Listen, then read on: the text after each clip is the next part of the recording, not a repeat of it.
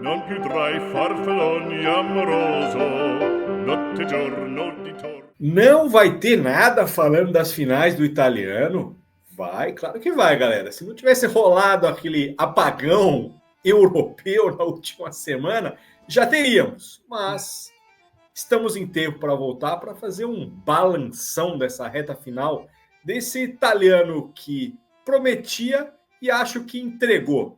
É mais ou menos por aí, seu Bruno, tudo bem? Tudo bem, Daniel. Um prazer estar com você aqui, com os nossos amigos, nessa edição especial do nosso Vôlei Kit Fabene, já pedindo aquele like da confiança para a galera se inscrever no canal. Um italiano dominado pelo Conegliano, né? Essa que é a verdade. Aliás, a gente está gravando um dia depois de mais um título, né? Impressionante que esse time jogou essa temporada, conquistou a Champions numa final italiana, inclusive, né? E apenas uma derrota, né, na temporada. Então... Que time, conquistando todos os títulos possíveis, né? E é até difícil a gente tentar explicar essa dominância do Conegliano, né? Já desde a montagem do elenco, prometia muito. E o elenco entregou, né, Daniel?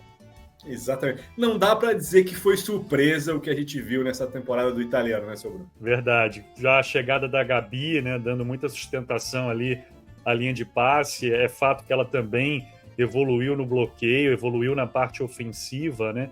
E um projeto que vem dominando, já não é de hoje, né, o voleibol italiano. Acho que, desde a montagem do elenco, chegada de jogadoras também experientes ali no meio, como a Chirichella, enfim. E o Santarelli pôde rodar o elenco também, essa que é a verdade, né, Daniel? Pôde utilizar várias formações diferentes ao longo da temporada e o resultado era praticamente o mesmo, né? Ou seja, a vitória do Cone. Muita gente dá uma criticada nesse italiano, né, Bruno, por talvez um pouco de falta de equilíbrio. Quando a gente olha para a concorrência, eu acho que a concorrência bate um certo teto também. Porque se a gente olhar, o Scandite não é um time ruim. Não à toa conseguiu até disputar uma final de Champions. Não dá para chamar Milão de um time fraco. Pelo contrário. O Novara foi uma boa surpresa na temporada.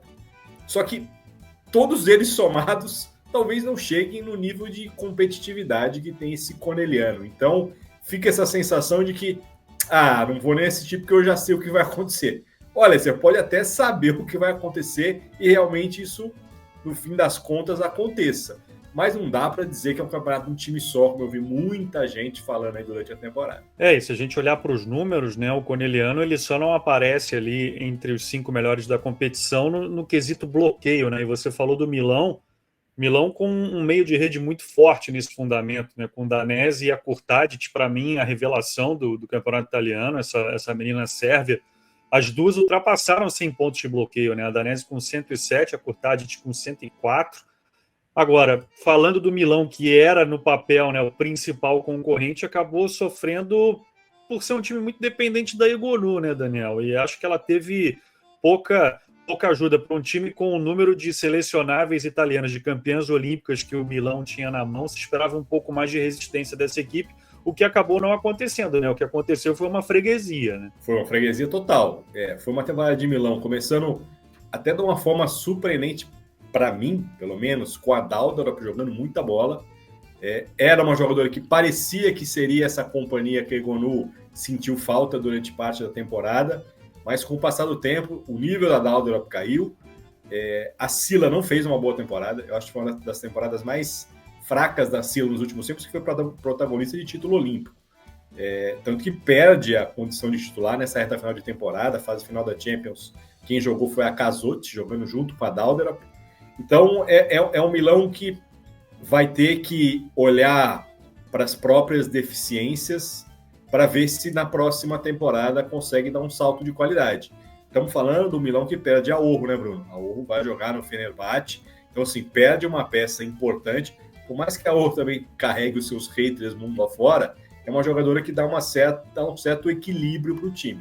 Vamos ver como agora o Lavarini vai conseguir remontar esse Milão, para ver se esse Milão está batendo no teto ou se realmente daqui para frente tem um espaço para alçar voos mais altos. E aí, falando agora do Scandite, que acabou chegando à decisão da Champions, né? Um baita resultado, na minha opinião, a oposta que acabou destoando na temporada, né? Que foi a Antropova, né? Como ela carregou esse Scandite em vários momentos, né? Ultrapassando uma marca absurda, né, Daniel? Mais de 700 pontos marcados pela Antropova. É claro, a gente não pode deixar de falar aqui de Isabelle Haak, obviamente, de Kadoshkina Tolok, né, que jogou muito também pelo Novara, mas na minha opinião, quem carregou mesmo, a gente fala tanto que o oposto tem que ser a jogadora de definição, né, de pepino. Essa jogadora, na minha opinião, se eu tivesse que escolher uma no campeonato italiano, seria a Antropova. Uma baita temporada. Eu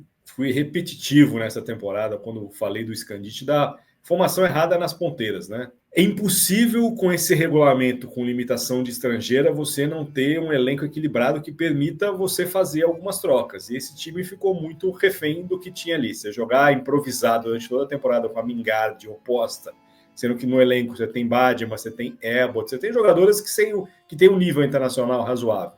Mas quando você olha para a formação, você não pode abrir mão da Maia, você não pode abrir mão da Carol, você tem a Brenda Castilho, que é dominicana, e aí você começa a ficar com um cobertor curto para montar o restante do time titular. Para mim, foi o grande nó desse Scandite, foi achar uma dupla de ponteiras que pudesse fazer esse início de jogo fluir para a bola chegar para a Maia. E aí a gente viu um time diferente na Champions, por conta de não ter essa limitação tão grande de estrangeiros, e vai, afinal, invicto, perdendo depois para o Cone. Mas durante a temporada ficou muito claro que a formação do elenco não funcionou e em muitos momentos sobrou para a Carol, né?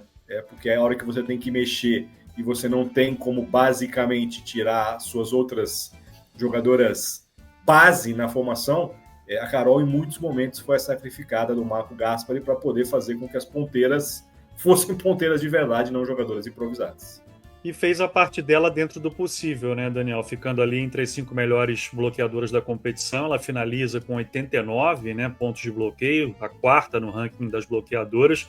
E aquela brincadeira que a gente fez algumas vezes também, né, da Maia poder utilizar um pouco mais o meio de rede, né? Daniel, e depois de falar do Scandite, a gente precisa destacar também o Novara, como já disse, com a Tatiana Tolok jogando muita bola, um time que foi campeão de Copa Chev e que surpreendeu o Cone, né? O único time que conseguiu surpreender o Corneliano. Teve a Altsmaier também brilhando. Aliás, a Altsmaier foi uma das alemãs, né, que brilharam nesse campeonato italiano, né? Posso falar aqui também da Witzel, do Vale Folha, mas o Novara foi uma grata, não posso dizer surpresa, mas conseguiu aquilo que as outras equipes não conseguiram, né? Que foi bater o Cone. E acho até, né, Bruno, que achou uma solução que não esperava, né? Porque a formação, em tese, teria as duas pulsas, né? A Vita Akimova na saída e a Kadoshkina Tolok na ponta. Quando o time perde a lesionada Akimova, quem assume o BO de resolver as bolas de pepino foi a Tolok, que resolveu, mas muito bem.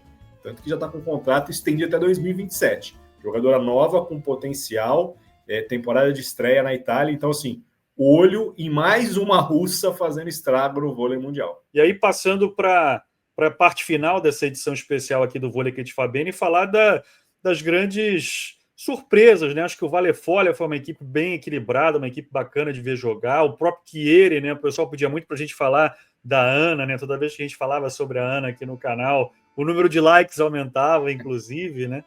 E o Busto Arcísio também. Acho que, para mim, falando em surpresas, a equipe do Busto foi a mais surpreendente da temporada. Essa Obossa, ou Obossal, uma excelente jogadora, né? Do lado do Vale Folha, que eu já citei, Giovannini, acho que foi um dos destaques também, principalmente ali na saída de jogo. A Simone Lee também, que fala-se, né, especula-se que pode pintar aqui no nosso voleibol. Então, até para a gente pegar a carona no teu comentário inicial, né, Daniel, certamente não foi um italiano de uma equipe só. Acho que essas equipes do médio escalão ali, elas merecem ser citadas aqui também nesse último episódio do Vôlei Kit Fabene. Normalmente, quando a galera vai comparar, elas comparam essas equipes com o Corneliano, né, Bruno? Aí fica muito difícil realmente você falar que essas equipes realmente são boas, fizeram uma boa temporada, mas a régua delas não é o Corneliano. A régua delas é a disputa ali do 5º lugar, tentar chegar num playoff semifinal.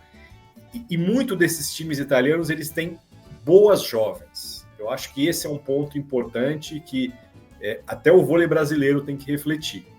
Onde estão as boas jovens? As boas jovens estão jogando?